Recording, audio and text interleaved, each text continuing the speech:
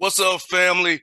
Bet online is the fastest and easiest way to wager on all your favorite sports, contests, events with first to market odds and lines. Find reviews and news for every league from the MLB, NFL, NBA, NHL, combat sports, esports, and even golf. Bet Online continues to be the top online resource for all your sports information, from live in-game betting, props, and futures. Head to Bet Online today or use your mobile device to join today and make your first sports bet. Use our promo code BELIEVE50, BLEAV50, to receive your 50% welcome bonus on your first deposit. Bet Online, where the game starts, who's a proud sponsor of the Bossman Show on your radio.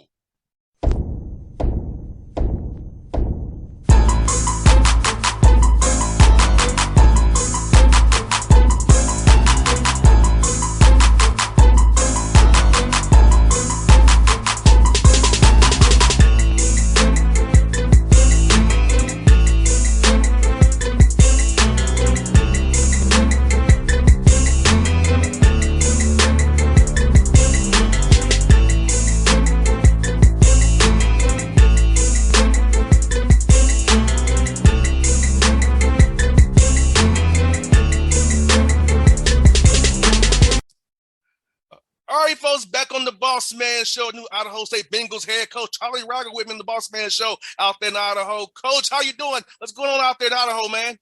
Oh, man, I'm doing good. Thanks for having me. We're just in that summer grind, getting these guys in the weight room and out on the field working, just conditioning and just trying to get these guys ready for fall camp here in late July, early August.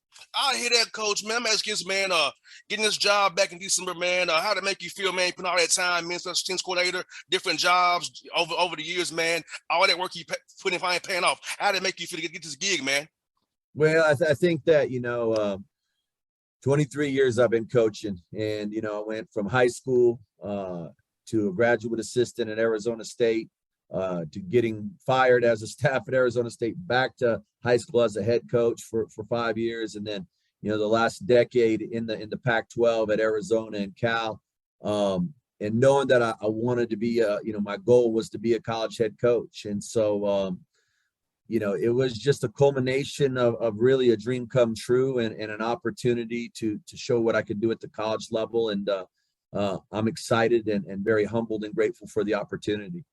I hear that, Coach. I'm asking this, man. My dad, 82 years old, come August, man. He's a coach as well, and he always talked about he wanted to help young men in Atlanta grow, and who didn't have a figure that was their father, a male in their lives to help them become men and be better men. So for you, Coach, what is your why? Why you coach? Why'd you get in this business, man?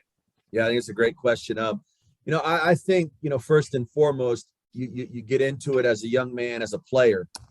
And you enjoy playing the game, and as the game you get older, if you're fortunate enough to go on and play college, which I was, that's when the reality, for some guys it starts at high school, their career ends. You go to college and then it ends there. Some guys go on to the NFL, and it eventually, as I tell our kids, football, for 99.9% of the guys that play it, football tells you when you're finished. The elite, the very few, even some of the great ones, but the elite, there's a handful that get to tell the game when they're done, and that's a rarity. So when the game was getting ready to tell me I was done, I didn't want to be done, and I just loved the camaraderie, the relationships. And so I knew from a young age, if I couldn't play, I wanted to coach. And that's what I talk about with our kids here. Football is about relationships and people, yes. And it helps you. It's just another avenue to help kids, young men, be successful in life. And I think as the culture changes and grows to more of a me culture with the social media, and not that there's some good things that come out of it, but there's a lot of, challenging things for the young people with social media and having to, come at them fast at a younger age. So, to me, football is one of the last true sanctuaries where you can help young men learn how to be mentally and physically tough, and learn how to be compassionate and build relationships at the same time. And so to me, That's why I do it. It's for the relationships. It's for watching those kids, 10 years from now come back and have gotten married, start a family of their own, and say, man, coach, you made a difference, man. This is something that I always forget. And it's always refreshing to have those young people come back and let you know how much of a difference you make in their lives, because sometimes you get in the thick of it, you forget, and it's always nice to be brought back down to earth and humbled, man. Like, hey, this is really what I'm about. And coach, I feel like sports changed my life forever, coach, because sports taught me diversity. Because I'll be honest with you, I didn't meet my first white kid till I was 6 years old playing tackle baseball. I didn't meet a Mexican kid till I was 6 years old. So it taught me about different backgrounds. I didn't care about what it was from. I just wanted to get out of the hood, for the weekend, play baseball and football. Gave opportunity to get into sports and go to college. And now I have a radio show that I own for 12 years. So I feel like sports taught me about diversity and people and gave me a platform and opportunity to do what I'm doing today. So I feel like all things sports. No doubt. I think that's the beauty of sport too, because you have, especially, that's why I tell our guys, and obviously I'm biased as a football coach. I say it's the best team sport there is in the world because it's the largest. And you have so many people from so many diverse backgrounds, different religious backgrounds, different socioeconomic backgrounds. And at the end of the day, on Saturdays, man, that all goes out the window because you're fighting for one cause. And, and that's what real life is. I think as human beings, we fear what we don't know. Right. And to your point, man, like, I grew up in Southwest New Mexico. We had a small town of 1,200 people, whites and Hispanics. Right. So I didn't play sports with a black young man until I went to college. You know what I mean? And then you go in there, you build relationships. And again, I'll come back to that key word, some of those guys, best friends for life, right, man? And like you realize that we're all striving for the same goals, and everybody wants the opportunity to be successful. And therein lies the beauty. If more people were involved in sports and understood that we're all trying to fight for the same things, and understand how to get there together, the world would be a lot better place. And taught me how to speak different languages too at 6 years old. I learned French, Portuguese, no doubt. and Spanish. So because we all have different backgrounds, and I learned about all that, how we all got where we're at 6 years old, coach. Now, baseball taught me all this stuff at 6 years old. That's why I chose football, of course, man. It was so great and amazing. Yeah, and that's the beauty of it, right? Like, it's not all about the X's and O's. It's so much more about, the afterlife of ball. That's what's the important. It's the lessons that you take away. Yeah, we know at this level we got to win or you get fired. That's just the reality of it, and that's okay. But there is a greater cause, and there's a lot of underlying things that really help young men go off and be successful later in life. And you've been a special teams coach. You do it the whole team. Offense, defense, you do it everybody. So that way you build relationships because you build the defense and offensive guys. That's a special role too. I feel like that John Harbaugh shows that with the Ravens about how he can get along with it on both sides of the ball because he had to deal with everybody and special teams head coach. No, you're exactly right. And that's why, obviously I've got my own motivating factors of why I want to be successful and the things that motivate me internally. But I would like to see more special teams coordinators get opportunities to become head coaches, because I think just what you said, besides the head coach and the strength coach, the only other guy that talks to the entire team and has those relationships with the entire team is a special teams coordinator. And, in order to coach special teams, not that you don't have to be at other positions, but you have to be highly organized. You're dealing with a depth chart at every position. And again, a wide variety of players off the roster, O-line, D-line, wide receivers, even quarterbacks as holders, you got the whole gamut. So that's personal to me, knowing that some of that wanting to be successful here at Idaho State is that it gives special teams coordinators hopefully more of an opportunity to become head coaches. And for you, Coach Charlie, what's going to be the foundation of your team? What you want your guys to have those values that you want to build for you to become Bengals down the road here as you build this thing up even more, man? Yeah, I think there's a couple things. I've got 5 pillars of success, that we'll build this program with, but the last 2 are really, really, really important. And we talk about the first 3, family, right? The second one is education. And then the third one is football, obviously, right? You came here to get a degree. You're going to leave here with the degree. The third one is obviously what you came here for, is to play football and how we're going to go about and attacking that. But the last two, which to me are what's going to define us, is self-discipline. Because at the end of the day, 3-4 years from now, when you leave college, 4 or 5 years from now, and you're out of your parents' house and you got a job, ain't nobody waking you up in the morning but yourself. And if you don't have the self-discipline to get up and hold yourself accountable, do the things that you're supposed to do to be a good person, and show up on time and do those little things, you're not going to make it. So we got to be a program that's a self-starter. And then, secondly, we talk about resiliency. We got to be able to take a punch, because we talk about it every day, man. Bad things happen to good people every day.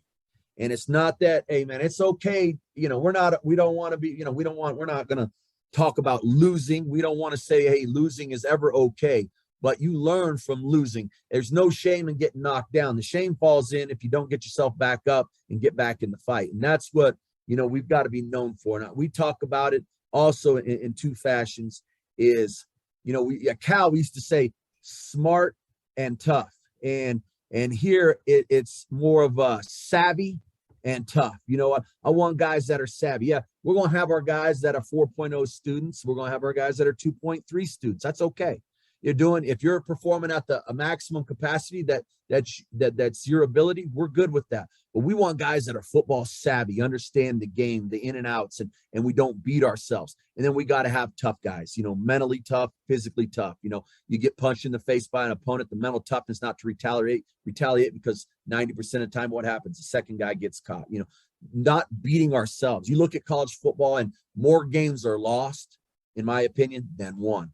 Yes. You give up sacks, turnovers, you commit stupid penalties and put yourself in situations. If you can avoid those things and don't beat yourself, you're going to have a chance to be in a lot of football games and give yourself an opportunity to win. So those are some characteristics that hopefully in a year or two, well, we know we're starting now, but that those are going to show in our program. And being out there in Idaho, I feel like you got a lot of talent out there on the West Coast. You can go define players, draw a circle around where you're at, and branch out to Washington there, Oregon as well, go down to Utah, find players, and go to Nevada as well. So talk about finding those key guys who fit your program out there that you want to make sure become Bengals here, help build this Big Sky program even more, man. Well, I think that you're spot on. We were to a defensive coordinator. We're talking about it today. There's a lot of good football players out there, man, across the country. And, as a 1AA school, right, the pecking order, starts at the top, right, with the Alabamas, the SECs, the Power 5 conferences, the Pac-12, the Big Ten, all that. And then it kind of trickles down to where, hey, where, the group of five, and then into that, where's the top players at the 1AA level that we got to compete for. And, the thing for me, being a West Coast guy in terms of my whole career, being in Arizona, California, now Idaho, but I've recruited Hawaii, I've recruited Utah, I've recruited Colorado, I've recruited Texas. So I've been all over the West Coast. And, I think for us, with the major population, 2 hours from here in Salt Lake City, getting down into Utah, that should be a hot spot for us. We'll take a few kids every year out of California. Obviously, we're going to get some kids here out of the state of Idaho every year. That's going to be a priority for us. And then we feel like, hey, we've got some pretty good pool. Obviously, a major part of my career was down in Arizona, ties down there. We can get a few players out of there every year. And then obviously the Northwest, between Washington and Oregon, Montana, we feel like that West Coast footprint will do us right, and we'll be able to get everything we need. And then, and then on top of that, taking a look at the transfer portal or the junior colleges to bring some guys in to infuse talent where we think we need it, at that particular time. I hear that. I'm gonna ask you this, Coach. How has it been to meet your guys, man? I think it's the most fun part is relationships with your players. How's that been building those bonds, those guys? Now they're out there with you working out, getting ready for fall camp, man. I know you have some get your juices going every day. See your guys really competing for you every day and getting to know you every day, even better each day, man. Well, I think that when I first got here, right, just like you're taking over a new program in December, and I start meeting the players were on vacation at that point. You start meeting with those guys in January, and I had one-on-one meetings with every player on the team, trying to get to know them a little bit better. And then it's time to go to work in those winter workouts, and you're trying to learn names and faces and build relationships before you start spring ball. And we got that accomplished to a degree. And then we went through spring ball. We tried to do several more team functions, team outings together, again, to understand not just the coaches, but the team, knowing each other. I think with COVID, that kind of changed the game. Guys being, locked down and not being able to spend as much time together. That's what creates that team chemistry. Best teams I've ever coached or been a part of are the teams that love each other and truly have those relationships, and they do things outside of football. And so, it's just a continuation of fostering that from the springtime to the summer. Again, when we had the players got back 2 weeks ago on Sunday, and we had them all over to the house for a barbecue and just spend time together. We've got to continue to do that to enhance those relationships so that when we go out on the field on Saturdays, we're fighting for our brother. 100%, Coach. Got two more for you, man. Talk about Georgia, in particular, the recruiting here in Georgia, the quality of player you get out of Georgia. Because I feel like some of the top flight football is played out here in Georgia, and guys are prepared to be plug and play guys coming out of Georgia. And talk about of your years of coaching coming out here since the talent down here in Georgia. Well, I think, just not just in Georgia, which I mean, Georgia to me is one of the premier playing states. I mean, that's, if you know anything about recruiting, that Georgia's a hotbed. And, when I was at the University of Arizona, we dabbled in recruiting Georgia. We were talking earlier before we went into this, right, about the warm temperatures there in Georgia, and similar, in Arizona. So we thought, hey, man, there's some similarities, certain things. Obviously, you got a big city in Atlanta and then the surrounding state. You can get some kids out of Georgia, and the talent level is through the roof. They put an emphasis on football. So what you're getting out of there a lot of times is kids that not only are extremely talented, but are ahead of the curve, so to speak, from a football intellect. So, it's kind of a win-win. And I think when you look at the South, you see that in general, Texas as well. There's certain states that man, when you go recruit them, the emphasis is on football, and you're going to get yourself most of the time a heck of a football player coming out of those respective states. Now, last one for you, Coach. Now, I'm going to tell you, my side gig has been a foodie, so I ask you a question about food. Oh, man. You and I'm going to come to Atlanta. We're going to go get it in because you're right up my alley. And the problem is I got to go to Hawaii here in about 2 weeks. And so I got to trim down about 15 pounds, man. And so I'm hurting right now because I ain't getting my snacks in. Man, so I'm going to ask you, what's your favorite spot to eat so far up there in Idaho State, man? Who's treated you the best for us, giving you guys some food, man, and those restaurants you really love up there so far? Man, that's a great question. I would say, one of our little sports bar undercover is a place called the Press Box, right, man? And they got real good, like as a sports bar goes, they got real good sports bar food. Always treat us right in there. And then there's a bunch. My one of my top places would be it's a steakhouse, seafood place, the Sandpiper, top notch. There's a teppanyaki, like a place called Fuji, where they bring it right out there. They're on the hot grill right there, making it in front of you. And there's been a couple actually surprising good sushi places. They'll never be like, the last 5 years living in the Bay Area where the sushi is so fresh, man. It's hard to beat. I miss my sushi from the Bay, but those would be a few, man. There's surprisingly, man, there's been some really good places to eat while I've been out here, and that's my sweet spot. Now, I cover Atlanta Hawks too as part of one of my side gigs. So hopefully when we come play the Utah Jazz, it's in the second half of the year where you're not so deep in coaching. So we can actually hang out in Salt Lake City, man. We come play the Utah Jazz. You got to hit me up. And if it's in the back, if it's outside of football season, man, I'm going to come down there. I got the spot I'm going to take us to. I got the spot. No doubt, Coach. We're going to record, and I'm going to give you my numbers. We can stay in contact, man. Yeah, man. I look forward to seeing we can always play the Jazz once a year. So I always come to Salt Lake at least once a year. Come out there, man. I love it. Look forward to doing that. That'd be awesome. Thanks, Coach. It was so much fun, my brother. Appreciate you, man. Take care of yourself. All right, now.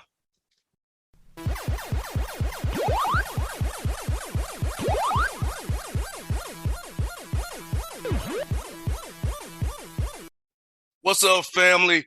Bet Online is the fastest and easiest way to wager on all your favorite sports, contests, events with first-to-market odds and lines. Find reviews and news for every league from the MLB, NFL, NBA, NHL, combat sports, esports, and even golf. Bet Online continues to be the top online resource for all your sports information, from live in-game betting, props, and futures. Head to Bet Online today or use your mobile device to join today and make your first sports bet.